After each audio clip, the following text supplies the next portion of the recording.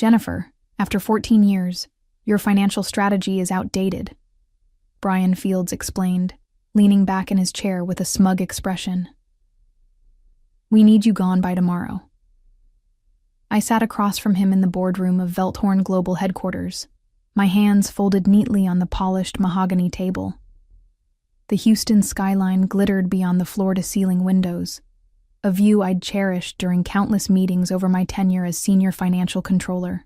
I understand, I replied evenly, meeting his gaze. Thank you for the opportunity. My calm response clearly confused him. His eyebrows furrowed slightly, as if he'd expected tears or protests. Instead, I gathered my notes, straightened my blazer, and walked out with my head held high. My name is Jennifer McAllister. I'm 52 years old and have dedicated 14 years to managing the financial controls at Velthorn Global, an international logistics company with operations in 37 countries. I've survived 3 CEOs, 2 recessions, and countless reorganizations. I've built systems that saved the company millions and protected it from financial irregularities. And now, I'd just been unceremoniously fired by a man who'd been with our company for less than 3 months. Brian Fields arrived at Velthorn with great fanfare, an Ivy League education, experience at a prestigious consulting firm, and promises of revolutionary financial management. The board was impressed by his flashy presentations and modern approach. What they failed to see was what I noticed immediately: inconsistencies in his claims, vague references to past successes, and an alarming willingness to bend accounting protocols. As I emptied my desk into cardboard boxes, I thought about the meeting I'd had 2 weeks earlier with Elaine Woodward, the head of the audit committee. She'd called me to her office after hours, closed the door, and spoken in hushed tones.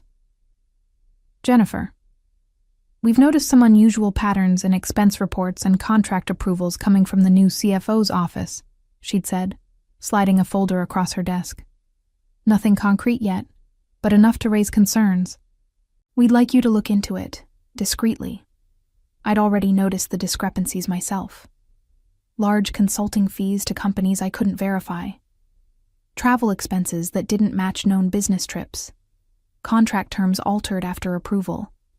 I'd begun documenting everything, organizing evidence meticulously as was my nature. What Brian didn't realize when he fired me was that I wasn't just some outdated financial controller. I was the person who designed Velthorn's financial control systems. I knew every digital passage, every approval workflow, and every audit trail. More importantly, I knew exactly what I needed to find to expose whatever he was hiding.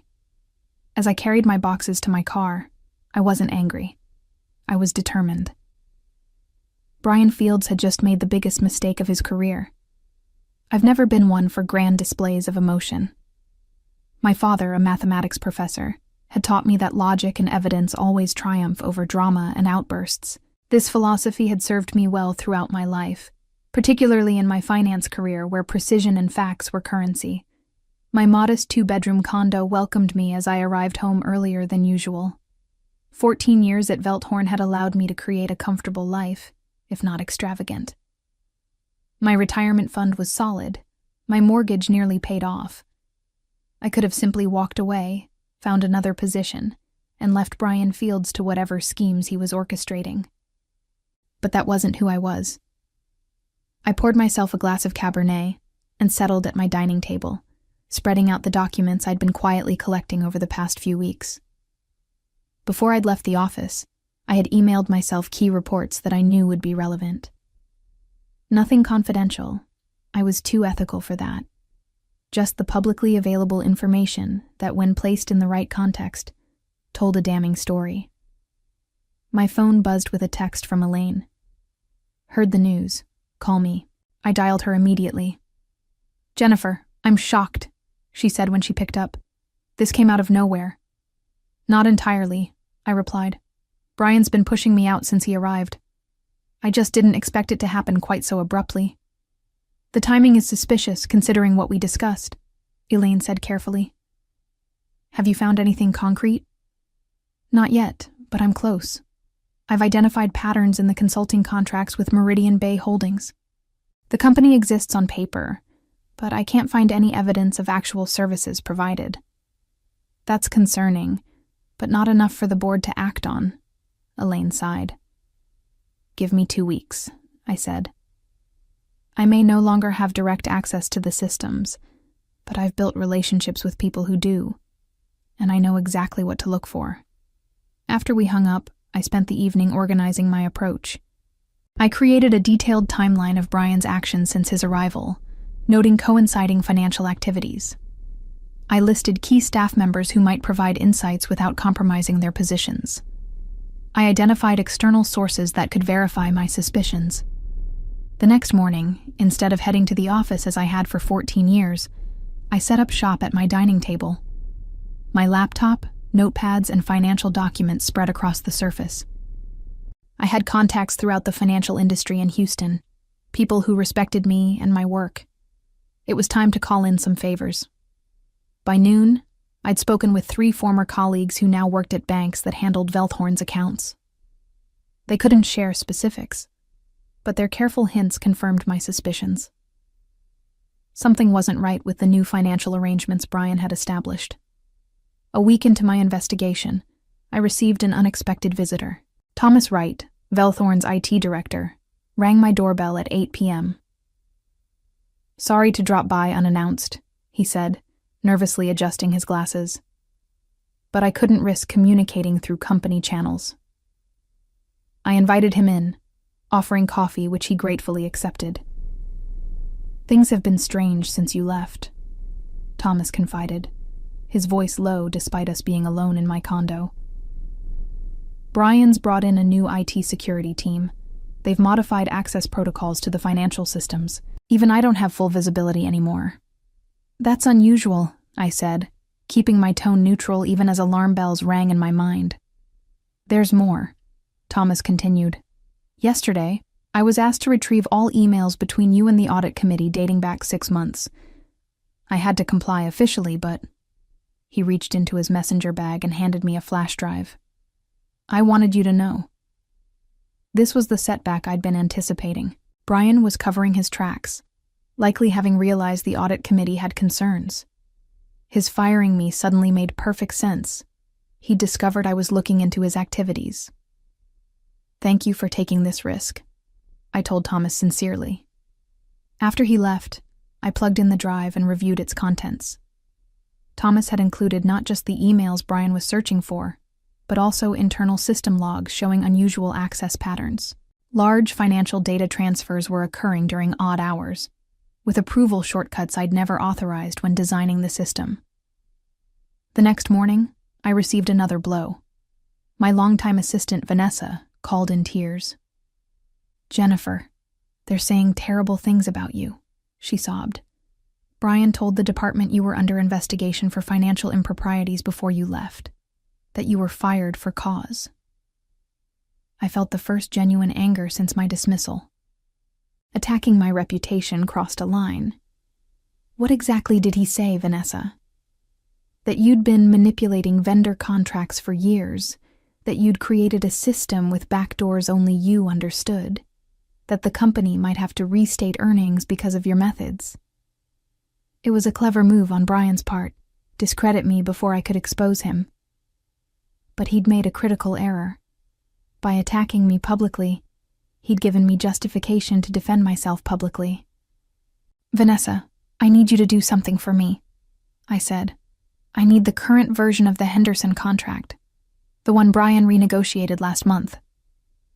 That's above my clearance now, she whispered.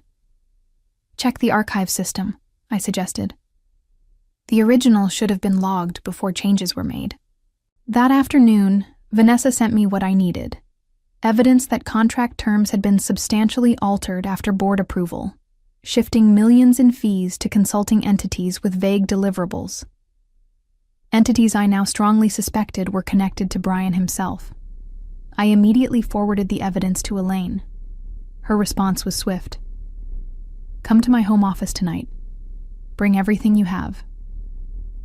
Elaine's Tudor-style home sat in one of Houston's older, established neighborhoods.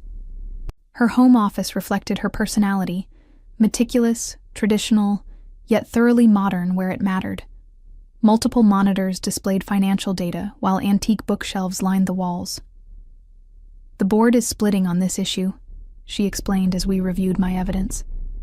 "Half see Brian as the innovative force Velthorn needs in changing market conditions. The other half has concerns but wants concrete proof before acting against the CEO's hand-picked CFO. This isn't just about innovative versus traditional approaches," I argued, pointing to the contract discrepancies. These changes weren't approved by the board, but resulted in an additional $2.7 million in consulting fees. The beneficiary companies, Meridian Bay Holdings and Falcrest Advisors, have virtually no online presence or verifiable business activities. Elaine nodded slowly. "It's suspicious, but we need to establish a direct connection to Brian." "I think I know how," I replied, pulling up the corporate registration documents I'd obtained through my industry contacts. Both companies were registered 6 months ago by the same law firm, a firm that also represents Axington Partners. "Brian's former employer," Elaine noted, her eyes narrowing. "Exactly. And if we look at the authorized signatories..." I pulled up another document, highlighting a name. Patricia Fields. "Any relation?" "His wife," I confirmed. "She uses her maiden name professionally, but I found their marriage announcement from 8 years ago." Elaine leaned back in her chair, absorbing the implications. "This is getting serious, Jennifer.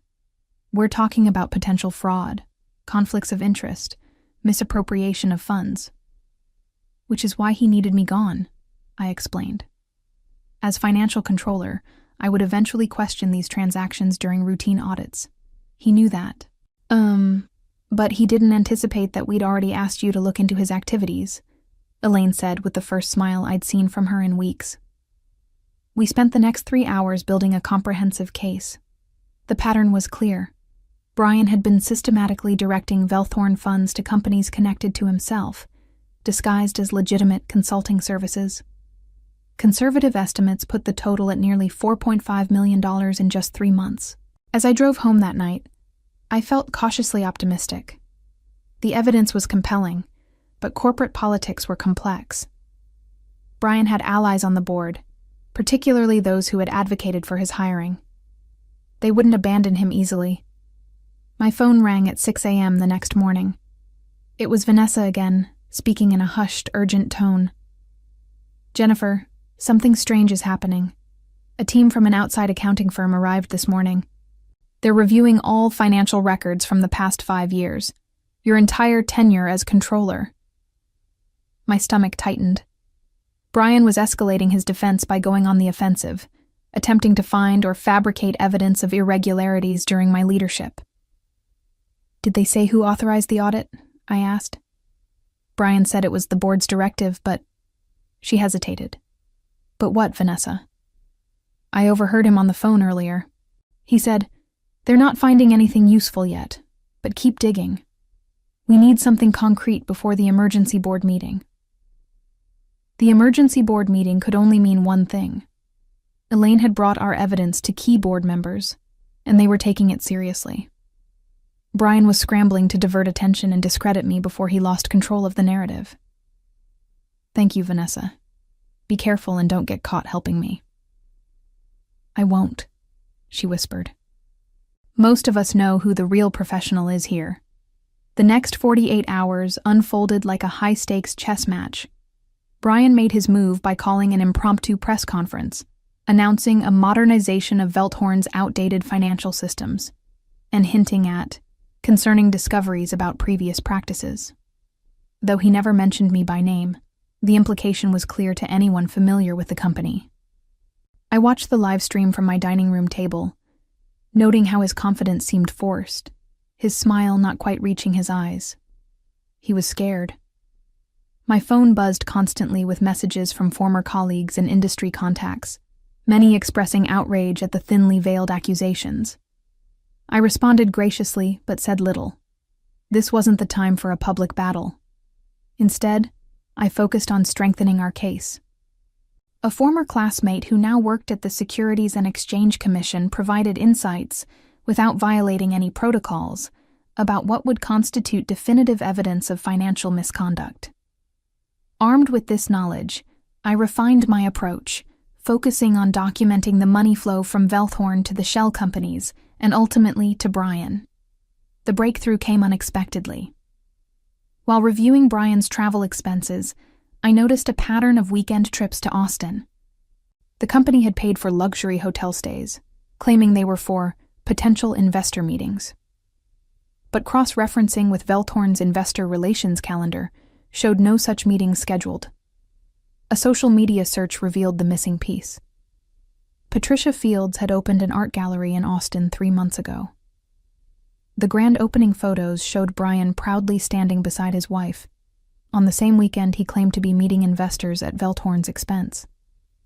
More damning was what I discovered when I dug deeper.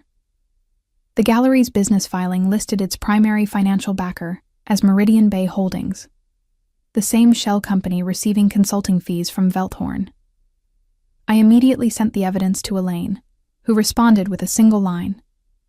Emergency board meeting moved up to tomorrow, 9 a.m. That evening, I received another unexpected visitor. Gregory Patel, Velthorn's general counsel, stood at my door looking uncomfortable. "May I come in, Jennifer?" he asked formally. I hesitated. Gregory reported directly to the CEO and had always been politically savvy. His loyalties were unclear. "I understand your concern," he said, noticing my hesitation. "But I'm here on official business. The board has requested your presence at tomorrow's meeting." "Why would the board want me there?" I asked, still not inviting him in. "The audit committee has presented serious allegations. The board wants to hear directly from all parties involved." He handed me an official letter. "This is a formal invitation, not a subpoena, but I strongly advise you to attend." After he left, I called Elaine, who confirmed the invitation was legitimate. "It wasn't my idea," she admitted. "Several board members insisted on hearing your perspective directly. Brian will be there too."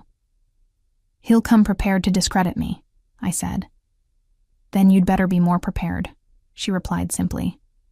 I spent the night organizing my evidence into a clear, compelling presentation. I focused on facts, avoiding accusations or emotional appeals. The numbers told the story better than any rhetoric could. As dawn broke, I prepared myself mentally for the confrontation to come. I selected my most professional outfit, a charcoal suit that projected authority without flashiness. I reviewed my notes one final time. When I arrived at Velthorn headquarters, security escorted me up to the executive floor, where I'd spent countless hours over 14 years. The familiar faces I passed regarded me with mixtures of sympathy, curiosity, and in some cases, hope. Standing outside the boardroom doors, I took a deep breath. In a few minutes, I would face the man who had tried to destroy my reputation and career. But unlike Brian Fields, I had truth on my side. The boardroom fell silent as I entered. 14 pairs of eyes turned toward me, the 12 board members, Elaine at the head of the table, and Brian, who looked as though he'd aged years in the week since he'd fired me. "Thank you for joining us, Ms. McAllister," said Harold Thompson, the board chairman. "We find ourselves in an unusual situation that requires clarity." I nodded professionally, taking the empty seat directly across from Brian. His attempt at a confident smile faltered as our eyes met. "For those who haven't been briefed fully," Harold continued, "serious allegations have been raised concerning financial irregularities under Mr. Fields' leadership. Countering allegations have been made suggesting these claims are retaliatory on Ms. McAllister's part following her dismissal." Brian leaned forward. "With respect, Chairman, Ms. McAllister's presence here is inappropriate. She's no longer an employee and has shown clear animus toward Ms. McAllister is here at my request," Elaine interrupted firmly. "As head of the audit committee, I commissioned her investigation before her dismissal, not after." I saw several board members exchange surprised glances. Clearly, Brian had been controlling the narrative. "I believe it would be helpful for Ms. McAllister to present her findings directly," Elaine suggested. Harold nodded. "Proceed, Ms. McAllister.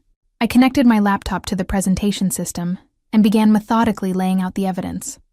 I showed the contract discrepancies, the shell companies, the money trail to the art gallery, the fraudulent travel expenses. I presented email trails, system logs, and financial transfers. Each slide built upon the previous one, constructing an irrefutable case. In summary, I concluded 30 minutes later, approximately $8 million has been diverted from Velthorn Global to entities connected directly to Mr. Fields or his family members, disguised as legitimate business expenses. The room remained silent for several moments after I finished. Brian's face had drained of color. "These are outrageous accusations," he finally sputtered. "This is clearly a vindictive attempt to—" "Are you denying that Patricia Fields is your wife?" asked one board member. "Or that Meridian Bay Holdings funded her gallery?" asked another. "Or that you charged Velthorn for investor meetings that never occurred?" added a third. Brian's eyes darted around the room, seeking allies and finding none. "These connections are being presented without context. There are legitimate business reasons for—" "I've seen enough," Harold interrupted. "Mr. Fields, please wait outside while the board deliberates." "You can't possibly be taking her word over mine," Brian protested. "She's clearly biased and—" "Outside, Mr. Fields," Harold repeated firmly. "You'll have an opportunity to respond formally through your counsel." After Brian left, Harold turned to me. "Ms. McAllister, thank you for your thorough presentation. The board would also like you to step out while we discuss next steps." I gathered my materials and walked toward the door. As I reached for the handle, Harold spoke again. "One more thing, Ms. McAllister. The methods you used to gather this evidence, would you characterize them as outdated?" A small smile crossed my face. "I prefer the term thorough, Chairman Thompson." Several board members chuckled, breaking the tension in the room. In the hallway, I saw Brian speaking urgently with Gregory Patel. When he noticed me, he broke off mid-sentence, his face contorting with anger. "You think you've won," he hissed, "but this isn't over. I have connections you can't imagine." I replied calmly, "Unfortunately for you, Mr. Fields, I don't rely on imagination. I rely on evidence." The board's deliberation lasted nearly 2 hours. I waited patiently in a small conference room, reviewing emails on my phone. Brian paced the hallway outside, periodically making heated phone calls. Finally, Gregory Patel appeared. "The board would like to see both of you." We returned to the boardroom, where Harold's expression revealed nothing about their decision. "After careful consideration of the evidence," he began, "the board has reached several conclusions. First, there is sufficient cause to terminate Mr. Fields' employment with Velthorn Global, effective immediately." Brian started to protest, but Harold held up his hand. "Second, we have notified appropriate authorities regarding the financial irregularities uncovered. Mr. Fields, I suggest you retain legal counsel promptly." Brian's face flushed deep red. "This is a mistake you'll all regret. I have explanations for everything presented today." "Save them for the investigation," Harold replied coldly. "Security will escort you to clear out your personal belongings." As Brian was led away, Harold turned to me. "Ms. McAllister, the board owes you an apology. Your dismissal was clearly orchestrated to conceal financial misconduct." "Thank you, Chairman," I replied professionally. "Which brings me to our third conclusion," Harold continued. "The board would like to offer you reinstatement to your position with a significant compensation adjustment to reflect both your loyalty and the apparent increased scope of your responsibilities." I hadn't expected this turn of events. I'd been focused on exposing Brian, not on returning to Velthorn. "Additionally," Elaine added, "we'd like to create a new position reporting directly to the Audit Committee, Chief Compliance Officer. You would have independent authority to investigate any financial concerns without interference from executives." The offer was compelling. Increased authority, direct board access, and, reading between the lines, protection from any future executive who might find my methods too rigorous. I appreciate the offer, I said carefully. I'd like some time to consider it. Harold nodded. Of course, but I hope you'll agree that Velthorn needs exactly the kind of financial leadership you've demonstrated. Thorough, ethical, and apparently impossible to intimidate. 3 weeks later, I walked back into Velthorn Global as the newly appointed Chief Compliance Officer.